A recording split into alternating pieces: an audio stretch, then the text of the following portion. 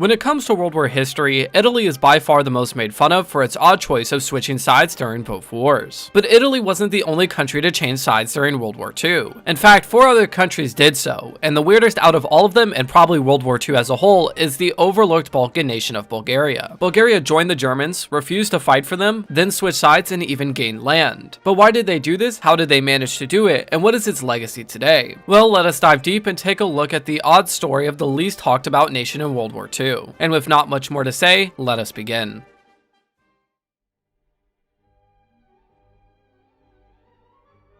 On November 27, 1919, the Bulgarian Prime Minister Alexander Stambulgski and the Bulgarian King Boris III met with the Entente in a district of Paris called Neuss-sur-Seine. Bulgaria had for the last 7 years been at war. The first time was in October 1912 with Serbia, Greece, and Montenegro, where they teamed up to kick the Ottomans out of Europe. In this war, Bulgaria would get the title of Prussia of the Balkans for their fierce fighting and large army. The second time was in July 1913, when the Prussia of the Balkans fought their former allies, the Ottomans and even Romania, to take the regions of Thrace and Macedonia. In this war, they would lose but only suffered with a few chunks of territory being taken away. But Bulgaria would try again from 1915 and 1918, this time entering the World War to capture their lost lands. And in this war, they lost nearly everything. Thrace and Macedonia were fully taken away. Even the home region of South Dobruja was now fully out of Bulgaria's hands. But most importantly, the government of Bulgaria was fractured. The former King Ferdinand, who led the nation into all 3 conflicts, ditched upon the end of the First World War. And because of that, the government and the army were deeply divided. So no matter what the terms were, Boris, Stambulgski, and Bulgaria as a whole had to accept whatever the Entente said. And so they did on November 27, 1919.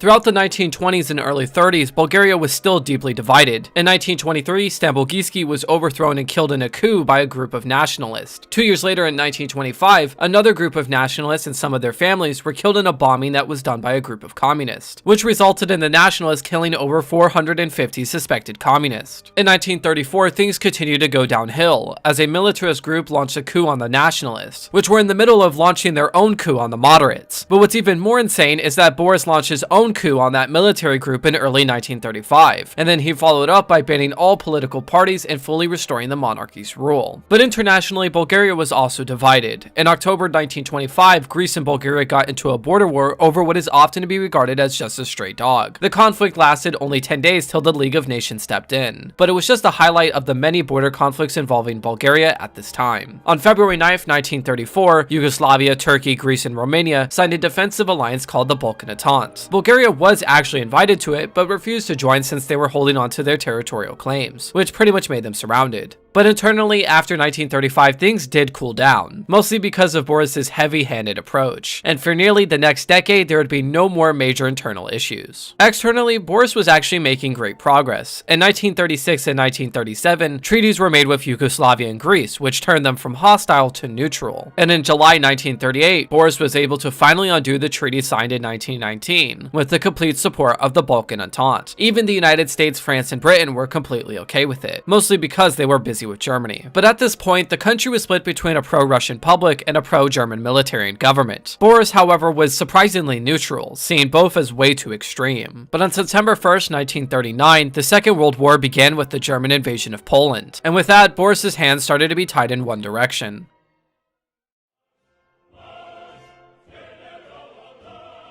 When the Second World War finally started, Bulgaria didn't really care. The war was far off in Central Europe and didn't affect them directly. But in the grand scheme of things, it made Bulgaria and Boris had to choose one of 4 paths. The first one was remaining completely neutral, and really just sit out the war for as long as it lasts, like Romania. The second one was to lean for the allies like Greece was, which had very little support since, World War I. The third was to work with the Soviets, which had moderate support from the public, but not at all from the government. And the last path was to lean towards the Axis like Hungary, which was by far the most popular in the government, but not so much by the public. Boris was still not willing to choose a side, but each side did give him an offer. The Soviets offered Southern Dobruja for an alliance, the Allies kind of offered whatever Bulgaria wanted, but only if the Balkan Entente agreed, and the Germans we will talk about later. Not much would really happen till June of 1940, when the Allies were nearly eliminated by Germany. And on top of that, the Soviets invaded Romania and Bessarabia. The walls of neutrality were kind of closing in on Bulgaria, as both sides were endlessly expanding. And by July, both sides came to Bulgaria Bulgaria with a no-effort needed offer for southern Dobruja, but it came with the agreement that Bulgaria would enter their sphere of influence. Boris knew he really only had one choice, and that was Germany. The Soviets made similar deals to the Baltics, saying the same thing of that they would be under Soviet protection, and just a few months after signing them, they were annexed. And even if that didn't happen in Bulgaria, they probably would have had a communist coup. So on September 7th, 1940, the Bulgarians were given southern Dobruja from Romania, and Romania itself turned to the Axis. But even though Boris had done it with German help, Boris still did not want to choose a side more than an introduction. But in November and December, Boris had a small change of heart, allowing Germany to send a small team into Bulgaria to set up an invasion route into Greece. Now, I couldn't really find the reasons for this, but it may have been because Boris saw the real potential of the Axis, or maybe because he saw them as a threat. So Boris would follow this up by sending the new Bulgarian Prime Minister Bogdan Filov to go to Germany to work out all problems they had with the Axis. It was successful, so after a few more months of internal debate, Bulgaria officially joined the Axis on March 1st, 1941. In the days following, the German army would flood into the country, British diplomats would leave, and the Soviets would claim they were betrayed. But as soon as the reality of Bulgaria joining the Axis set in, and neighboring Yugoslavia, a coup occurred that changed the country from being neutral to going for the Axis. The Germans and Italians were glad to hear this, and just as they signed their treaty to join, another coup occurred which took Yugoslavia away from the Axis and to the Allies. This was unacceptable, so Yugoslavia would have to be divided, and everyone, including Bulgaria, would get a piece. On April 6, 1941, Greece and Yugoslavia were both invaded by the Axis. From all sides, Yugoslavia ceased to exist, and soon after, Greece would be bomb rushed from north to south. But as the German armies rushed through both countries, the Bulgarian army slowly entered the regions of Macedonia and Thrace. The Bulgarians refused once again to officially join during the invasion, so they quietly occupied what they could. The British and Americans, however, did notice, and the British launched air raids on the capital Sofia, and the Americans called them invaders. Bulgaria was now officially off the path of neutrality and on the path of the Axis, whether they liked it or not. On June 22, 1941, the Germans invaded the Soviet Union, and the Bulgarians were, safe to say, absolutely terrified. Only a handful of ministers knew something was going to happen since May, but everyone was kept in the dark till the invasion began due to Hitler not trusting the Slavs. But when it became apparent that this was the largest invasion so far in human history, the public and most of the government became terrified that Bulgaria would be forced into it. So this resulted in Boris and Filov going to meet with Hitler and the rest of the German leadership to ask if Bulgaria would have to join in. The Germans luckily said no, so that was a sigh of relief as they just had to wait till the Germans beat the Soviets, which should be done by the end of the year, right? Till then, they were actually more worried about Turkey, mostly because the German ambassador to Turkey, Franz von Papen, and Hitler were planning a potential invasion of the country. This was never officially abandoned till the end of 1943, so it was a constant threat to Bulgaria. But by December, the gravity of the situation became clear. The Germans failed at taking Moscow, so the war was going to be a lot longer than the promised multi-month campaign. And most importantly, Germany declared war on the United States, which was really bad for Bulgaria as the USA was the only neutral power still left in the country. But with no other choice, Filov declared war on the United States on December 13th, 1941. After attending the declaration, King Boris went to a quiet corner of the Alexander Nevsky Cathedral in Sofia. He would be found praying for hours, and this would be the turning point for Bulgaria's role in the war.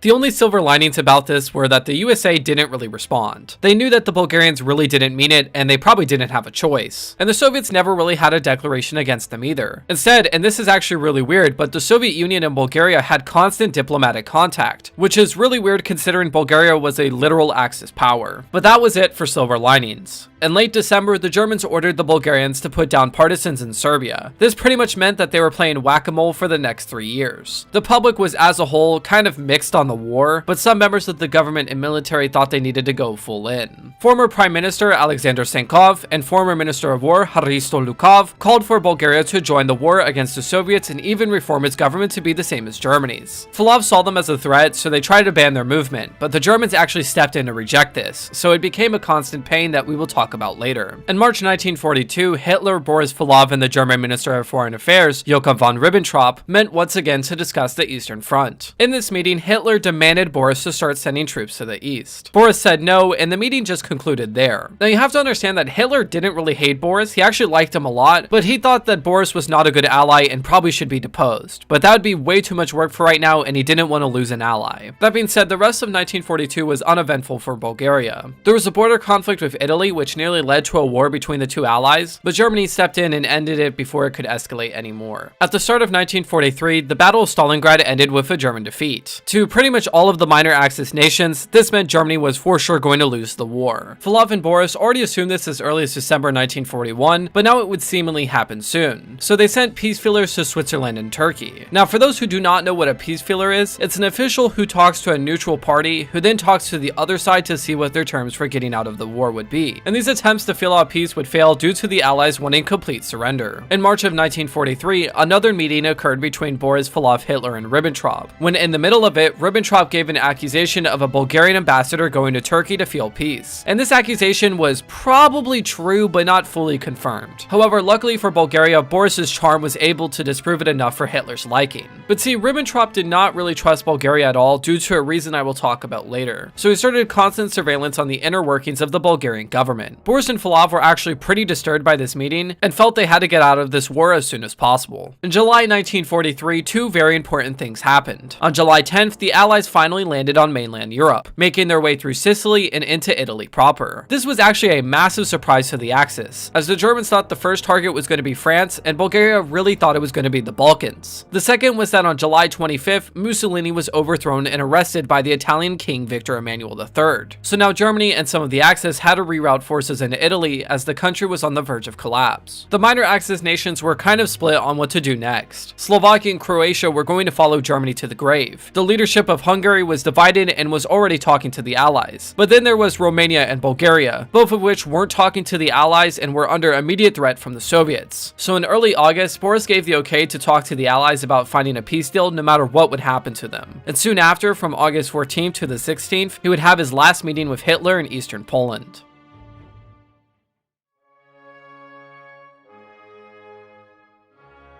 This meeting is one of the biggest mysteries of World War II. It never was transcribed, and was only attended by Boris, Hitler, and the German Chief of Staff. What is known is that it mainly centered on Bulgaria's role in the Axis and deploying Bulgarian troops across the South Balkans. The meeting itself was described as lasting for hours and was a screaming match between Hitler and Boris, which made Boris so depressed that on the way home he expressed the wish to end his own life. Other than that, all we really know is a mysterious quote from Boris saying, "I had to fight for hours against Hitler and his cronies in order to tear Bulgaria from their claws. But I finally succeeded. I am willing to pay with my life to keep them from bringing my fatherland into ruin." What this really means is not known, as it could mean anything from once again refusing to fight the Soviets to Bulgaria completely leaving the Axis. Either way, Boris returned from his trip on the 16th, and a week later he became deathly ill. On August 28th, 1943, he would die of heart failure. It is highly suspected that he was poisoned. So much so that the German physicians that did the autopsy at the time said it was the case. The question then becomes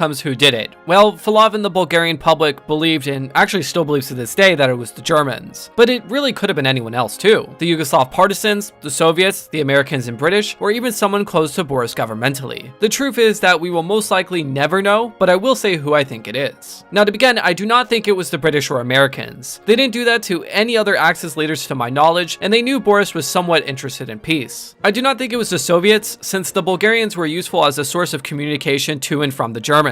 I don't think it was partisans, since they would have used it for propaganda, and I don't really think they would have wanted to do it either, since it would have harsh retaliation. And I do not even believe it was the Germans, since Hitler himself believed it to actually be the Italians. And do not worry, I don't believe it was them either. So I believe it actually was a pro-Nazi party called the Union of Bulgarian National Legions, or for short the UBNL, which was led by the before mentioned Hristo Lukov. Now the reason for this was that Lukov himself was a high-ranking official who was killed by communist Jews in February of that year. However, the UBNL actually suspected it was Boris who ordered it, since he was cracking down on them. There are additional possible reasons, such as Boris refusing to align with the Germans, and Boris starting to consider surrendering to the Allies. But on top of that, Lukov had connections to the German Vice President Hermann Göring and German Ambassador Adolf Berkeley. So the UBNL was already suspicious of Boris, then heard of something that I will talk about later, then suspected him of killing Lukov, and after hearing about the failed meeting with Hitler, chose to kill him. How they would do this is pretty simple. A handful of generals and politicians were already already a part of the UBNL, so it really only took one of them to be close and drop some poison in. And yeah, that's my reasoning for it. It's not foolproof, but makes a lot more sense than anyone else in the way it could have been done and why it was done.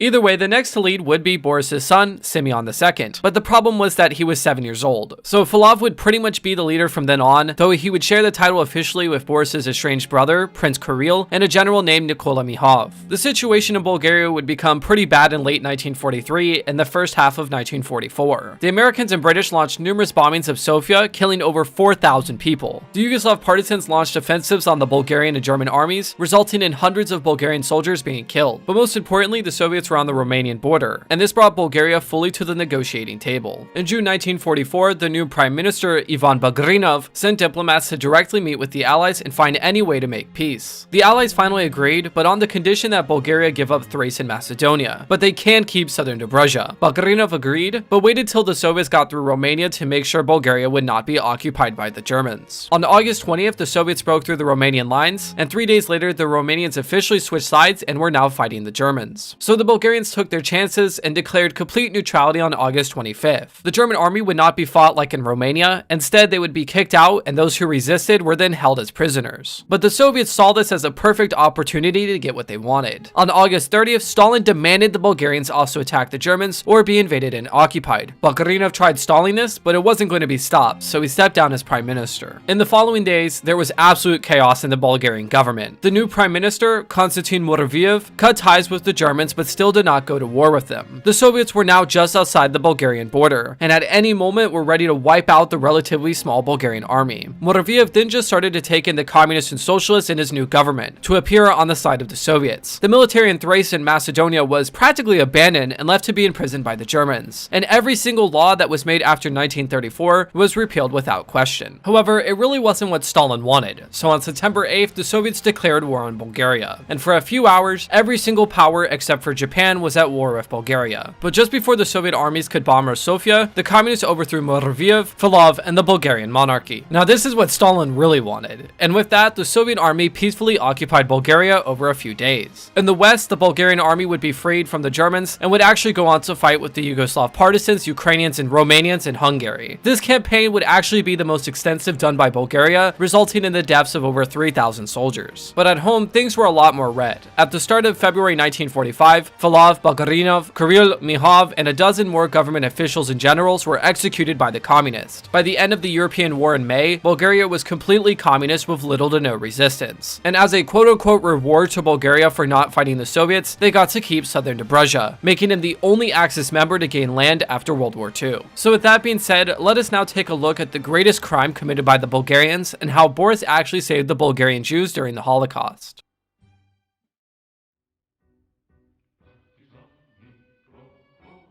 When the Bulgarians retook Macedonia and the region of Thrace, they were pretty oppressive to say the least. They would shut down Greek schools, crack down on the use of Greek, and would replace Greek priests with Bulgarian ones. But this was nothing compared to what happened in the town of Thrama. On September 28, 1941, the town of Thrama would rise up against the Bulgarians, killing 24 and started a few other minor uprisings in neighboring towns. The Bulgarians wanted to make a message out of them, so they rounded up every 18 to 45-year-old male in the town and killed 500 of them. Then they went to the smaller towns nearby and killed another 500. And by the end of October, over 3,000 Greeks were either killed in the process of revolting or were just caught at the wrong place at the wrong time. Now the real problem with this is that yes, this was really bad, but for some reason it was a custom for the Bulgarian army to literally cut off the heads of the partisans they killed and to present them in pictures, which I obviously cannot show on YouTube. Eventually, by the end of 1941, thousands of Greeks left the region, tens of villages were destroyed, and the Bulgarians saw this as a massive victory. That being said, I couldn't find much more in the way of massive crushing of uprisings like in Thrama, so if you know of any, let me know in the comments. So yeah, that's pretty much all I have to say about that. But on the other side, we must look at the story of how Bulgaria somewhat survived the Holocaust. As Romania joined the Axis and the Germans helped with getting southern Dobruja in September 1940, the Parliament of Bulgaria passed a law called Law for Protection of the Nation in January 1941. This law pretty much took away civil rights away from the Jews, disallowing them from marrying outside other Jews, banning them from public areas, and started to kick Jews out of the military. Hungary. But by December 1941, the Holocaust fully started, with the Germans already having killed hundreds of thousands of Jews in the occupied regions of the Soviet Union. The camps in Poland were being built and expected to be up and running by the summer of 1942. That being said, Hitler now started to ask for each minor Axis nation to give up their Jews for relocation in Poland, something nations such as Croatia and Slovakia immediately agreed to do. Bulgaria, on the other hand, didn't really respond and was at max just beginning to isolate Jewish people. In June 1942, Alexander Belev, the man at the center of Bulgaria's anti-Semitism and the one who ran Jewish affairs, actually refused to send any Jews since, much to his anger, Boris said not to under any circumstance. So Germany started the pressure. Ribbentrop demanded Bulgaria start deporting its Jews in September 1942, but once again they were refused, but this time by Falov, saying that they were important for road construction. In January 1943, Germany started the pressure again. Adolf Eichmann, one of the main architects of the Holocaust, met with Belev where he once again demanded the Jews be deported. Belev said he wasn't allowed to deport the Jews from Bulgaria proper, so instead he offered the Jews in occupied Thrace and Macedonia. But this wasn't enough for Eichmann. Belev misreported that there were 20,000 Jews in these regions, when the real number was 12,000, so Eichmann demanded Belev to include some Jews from Bulgaria proper, and he agreed. Now the huge problem with this is that it meant that the Germans could theoretically deport the entire Jewish population in Bulgaria, since Belev under the table changed the wording of the agreement to say that the Germans could resettle all the Jews from the occupied territories and Bulgaria proper. And when the agreement was leaked at the beginning of March, the Bulgarian parliament and the public as a whole was outraged. So much so that half of the parliament scrambled to make a law stopping it, but it was still going to be underway, with the date being March 10th, 1943. On March 8th and 9th, police officers started to round up the Jews in Sofia, sending them to relocation centers in the north of the country. In the occupied territories, the Germans loaded thousands of Jews into trains, and it was now looking like all 50,000 Jews of Bulgaria proper and the 12,000 Jews in the occupied territories were to be deported and then killed. But just a few hours before midnight, the orders were cancelled, with the reason being that somebody of the quote-unquote highest order stepping in to stop it. This person was most likely Boris, as he actually liked the Jews and appreciated them for their support. This luckily saved the 50,000 Jews in Bulgaria, but unfortunately and sadly, the 12,000 Jews in the occupied territories were sent off, with nearly all of them being killed by the Germans. For the rest of the war, the Jews that were left were pretty much spared. The Germans kept trying to push Bulgaria to deport them, but they wouldn't, which only caused more anger between both countries. So in my view, I think this is one of the main reasons why Boris was killed. So with that all being said, let us now make a conclusion on Bulgaria and the Second World War, whether it was a perpetrator or a survivor, and its legacy today.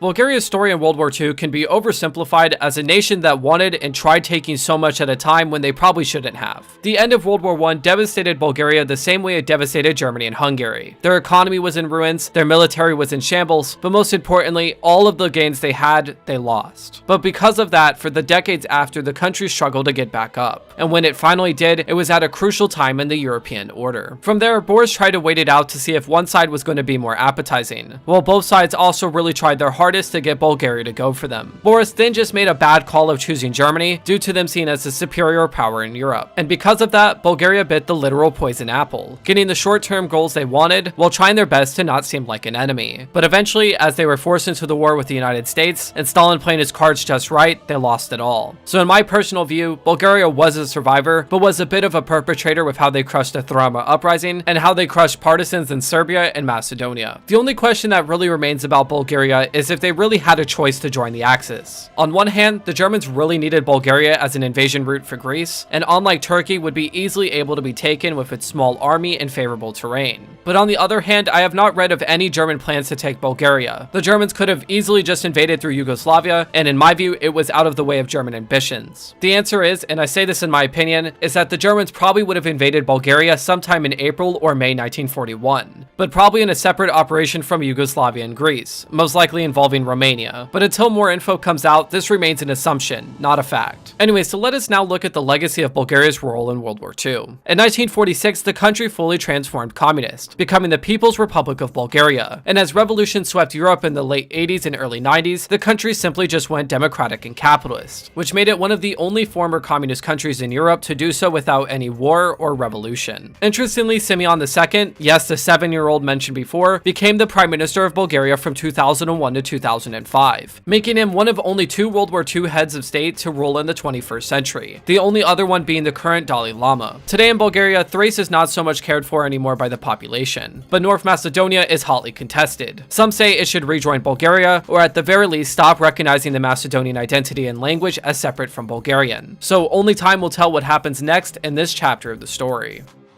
Anyways, thank you so much for watching. If you enjoyed videos like this, check out my video on Slovakia's role in the Second World War, which has the exact same style as this one. But that being said, if you're new to the channel, please like and subscribe, and if you already are, please like and share. Have a good day, and goodbye.